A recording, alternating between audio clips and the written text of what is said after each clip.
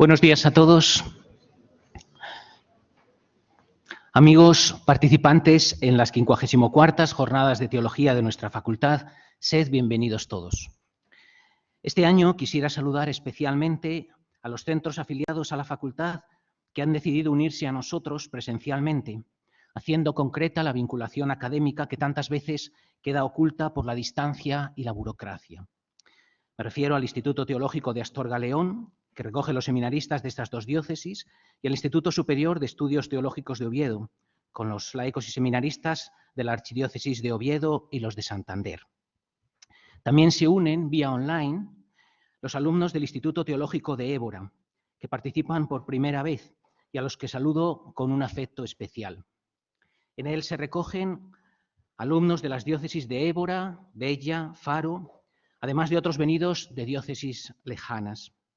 Se unen a los seminaristas que estudian aquí de las diócesis de Salamanca, Ávila, Segovia, Zamora, Palencia, Ciudad Rodrigo, Badajoz, Plasencia y los laicos de estas diócesis también que están con nosotros.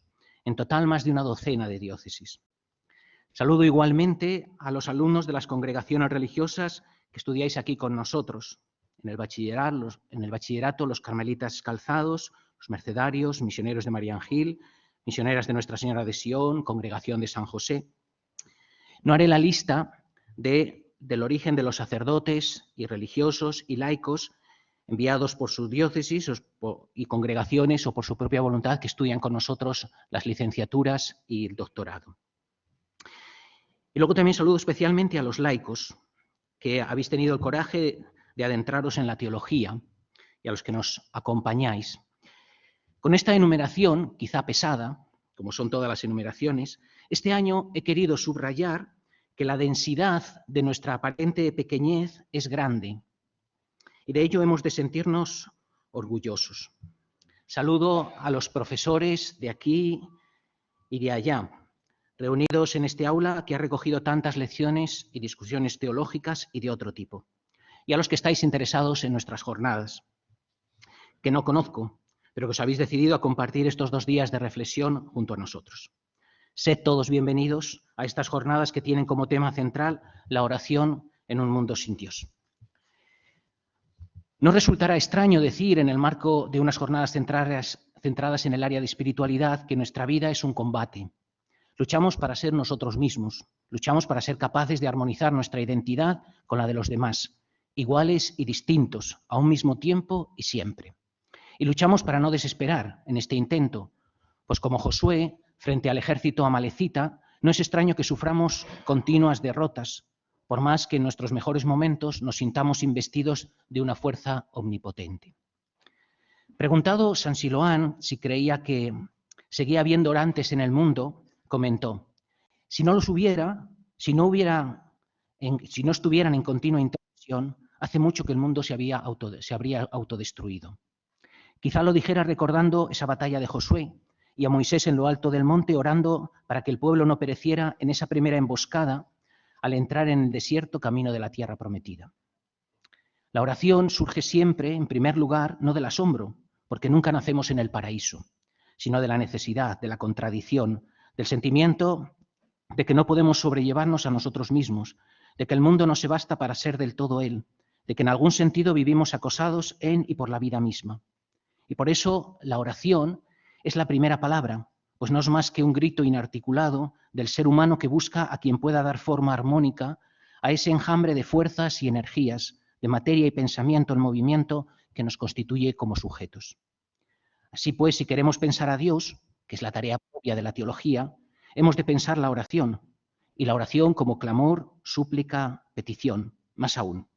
Si queremos pensar la teología en cuanto logos de Dios mismo, esta ya no se podrá pensar sin pensar la oración, pues el logos de Dios es una palabra de relación en la que la creación, a través de la encarnación, ha integrado al ser humano. Sin oración no hay pues teología que valga, pues sin relación, sin palabra dirigida por Dios al ser humano y acogida por él y respondida, no podemos decir con certitud nada de Dios. Así pues, la oración es el acontecimiento primigenio sobre y desde el que reflexiona la teología. Si eres teólogo, quizá oigamos esta frase varias veces, en estas jornadas. Si eres teólogo, afirmaba Evagrio Póntico, orarás verdaderamente. Y si oras verdaderamente, eres teólogo.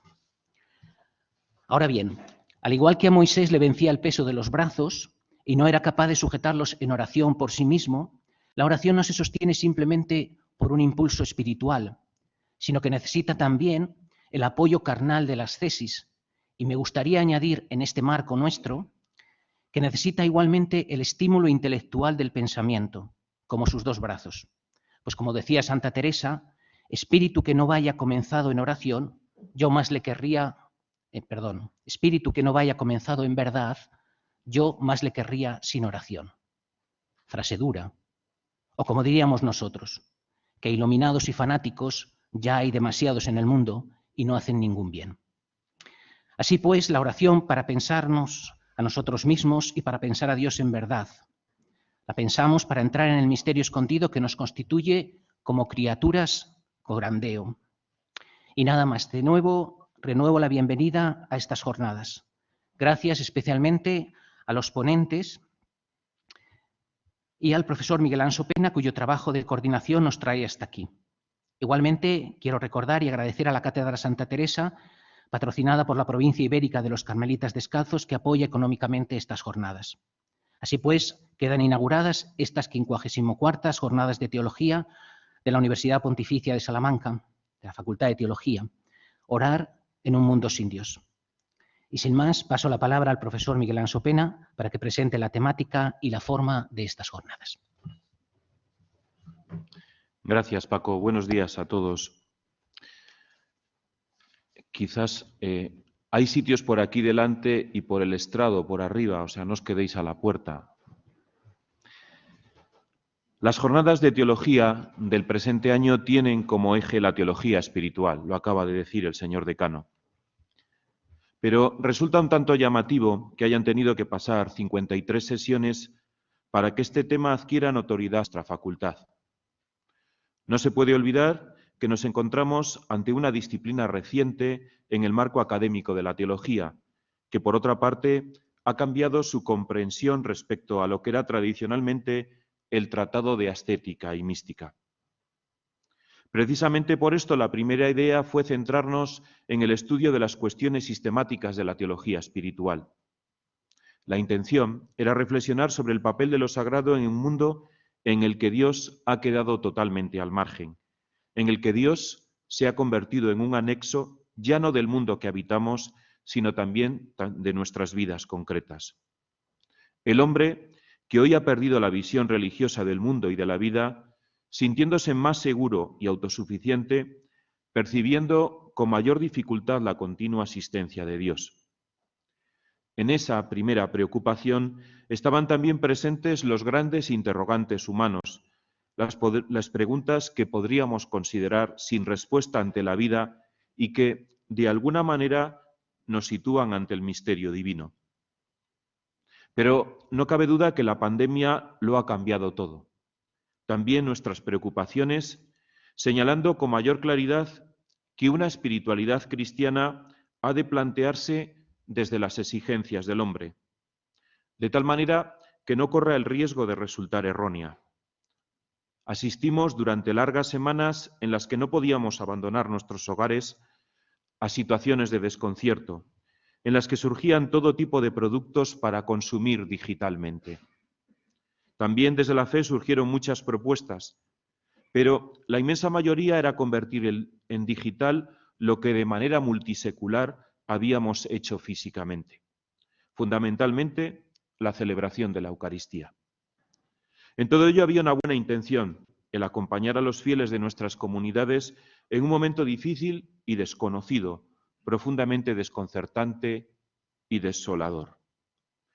Pero junto a todo ello, ¿dónde quedaba nuestro mundo interior, el propio, el de cada uno, aquel que se alimenta y construye en la relación personal e íntima con el Dios de Jesucristo? Aquel que ha de ser capaz de ocupar un espacio central en nuestra existencia, que no puede ser suplantado por nada ni por nadie. Aquel que había de ocupar el primer lugar en una relación interpersonal, en el momento en el que no podíamos compartir y celebrar nuestra fe con otros de manera presencial. Se trataba de abrir el espacio necesario a una fe que se alimenta también desde el testimonio y la experiencia concreta de los creyentes, que supone esa relación personal con el Dios de Jesucristo capaz de llenar la vida y dar sentido a los momentos de oscuridad. Ahí surgió verdaderamente la necesidad de reflexionar y profundizar sobre la oración en un mundo sin Dios. ¿Qué recursos, qué medios, qué mundo interior tienen los miembros de nuestras comunidades cristianas? ¿Es la oración de manera concreta y veraz un elemento integrante de la identidad cristiana en el hoy de estas? Parecía necesario volver a preguntarse qué es la oración cristiana y cómo convertirla en praxis para todos los cristianos, considerando que la oración es un hecho universal que se halla en la piedad popular de todos los pueblos y de todas las culturas, y que, en nuestro caso, presupone la fe en un Dios personal. Desde este horizonte existencial surgió la idea de que una de las grandes necesidades de nuestro presente es recuperar la esperanza, que esté íntimamente fundamentada en Dios, en el convencimiento de que Él viene del futuro. Pues no podemos ver a Dios solo como algo del pasado, sino que necesariamente Él actúa en nosotros atrayéndonos desde nuestro futuro. Necesitamos vivir en una esperanza atenta, aquella que se concreta en la capacidad de descubrir la presencia de Dios a través de diversos signos en nuestra vida cotidiana, reconociendo que también lo pequeño es obra de Dios. Jesús nos ha enseñado a orar porque nos ha insertado en su misterio. Y ese misterio es la relación del Hijo con el Padre.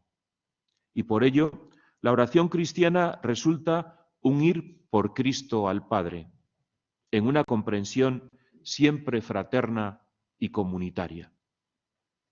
Jesús es el modelo del orante perfecto, pues además de acompañar sus grandes decisiones y acontecimientos con la oración, esta anima también su vida, pues en ella centra su ritmo cotidiano.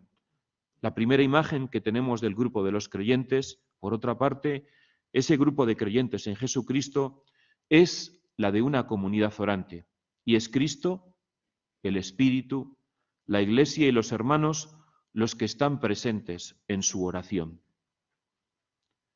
La oración incide en lo íntimo de la persona, pues todo cuanto Dios ha hecho por ella y todo cuanto ha dicho de sí mismo, logra su inteligibilidad completa si bien expresado a partir de la relación hombre-Dios, algo que tiene lugar de manera particular por medio de la oración.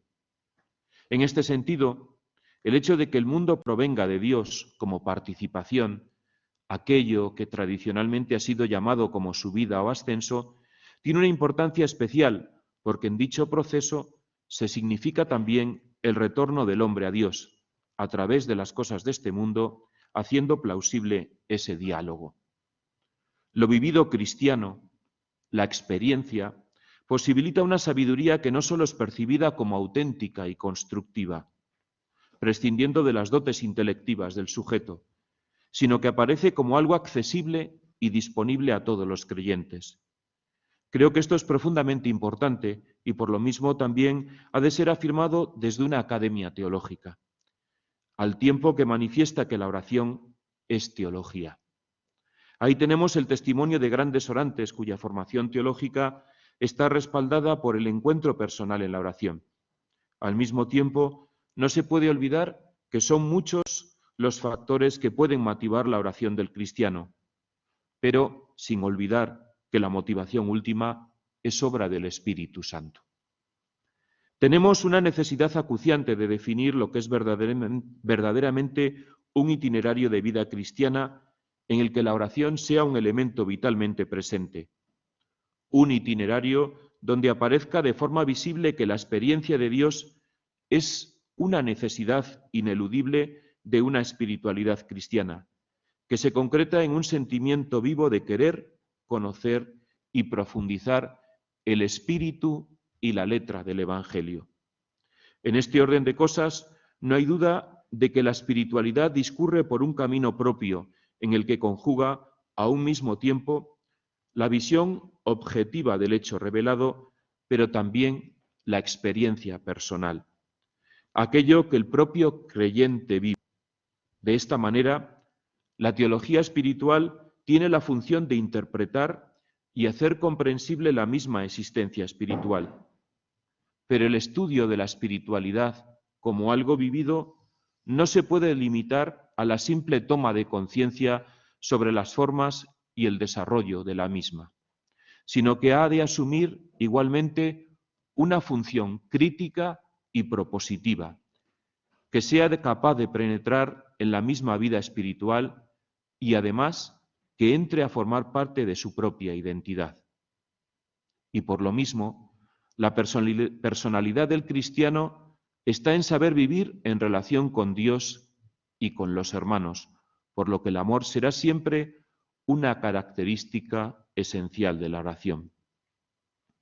Y en este proyecto, necesariamente, hemos de conjugar siempre lo personal y lo comunitario, en el convencimiento de que la oración es siempre una acción de la comunidad, incluso cuando es personal, ya que está expresando la necesidad humana de trascendencia.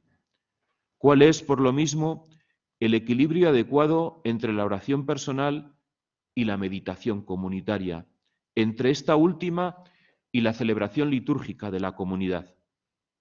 Todas estas son preguntas de un hondo calado sobre las que será necesario detenerse con atención. Partiendo de este marco teórico, donde teología y experiencia caminan de la mano, presentamos las 54ª Jornadas de Teología, en la que están presentes ambos principios, donde se ha buscado que la teología espiritual y la experiencia espiritual confluyan y hablan un camino de mutuo diálogo y encuentro. Partimos para ello de la reflexión que nos propondrá el profesor Martín Gelabert, de la Facultad de Teología de Valencia, donde el propio título nos ubica en el necesario marco epistemológico: el hombre como ser orante, dimensiones antropológicas y teológicas de la oración. Después de ese marco daremos paso a la conferencia magistral del cardenal Sean Patrick O'Malley, arzobispo de Boston, cuyo título nos remite directamente a su experiencia y servicio eclesial a lo largo de su vida: orar en un mundo que sufre, pero que necesariamente relaciona también con la experiencia propia de cada uno de los presentes y todavía más con las de los creyentes en Jesucristo de todos los tiempos.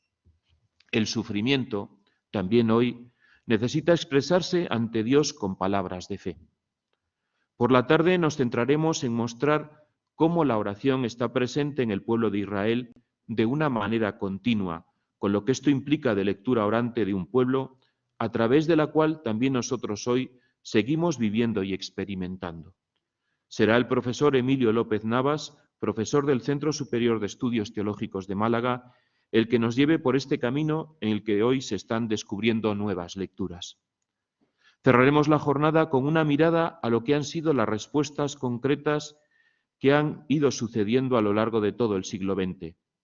La idea que sustenta esta ponencia está basada en el hecho de que, así como en el mundo católico la oración tradicionalmente ha estado sostenida fundamentalmente en las órdenes y congregaciones religiosas, en el siglo XX se produce un cambio significativo en el que la preocupación y la atención a la misma pasa a manos de los laicos. El detalle ha de hacernos pensar.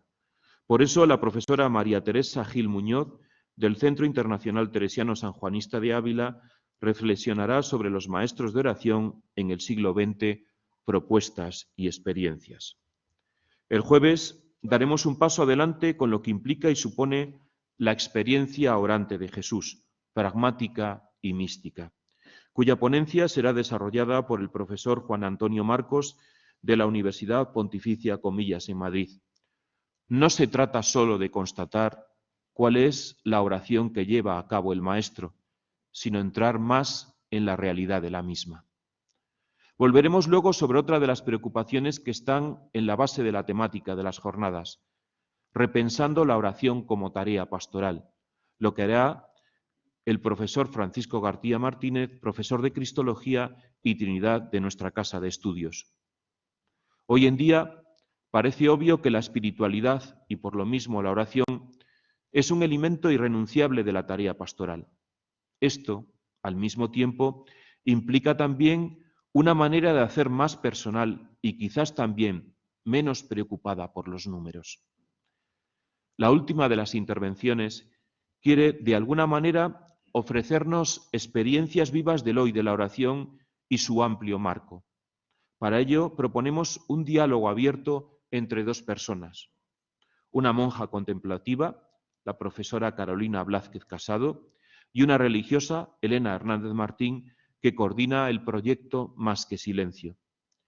Con este marco general, os invitamos a participar activamente en estas jornadas de teología, enriqueciendo también el aula y las sesiones con vuestras preguntas y comentarios.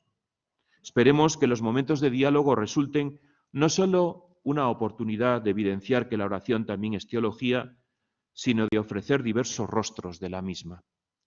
No quisiera terminar esta presentación sin mostrar mi agradecimiento hacia todas aquellas personas que, de una manera u otra, han hecho posible que hoy estemos aquí reflexionando sobre un tema de tan hondo y tan vital calado para un cristiano. Muchas gracias.